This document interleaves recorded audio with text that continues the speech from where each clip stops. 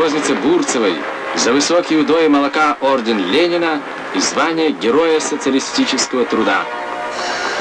Якутия. Это же целая галерея живых портретов. Депутат Верховного Совета СССР колхозница Бурцева, знатная доярка колхоза «Победа» Усть-Алданского района, ветеран заполярного животноводства. Из года в год Бурцева добивается рекордных для Якутии удоев молока.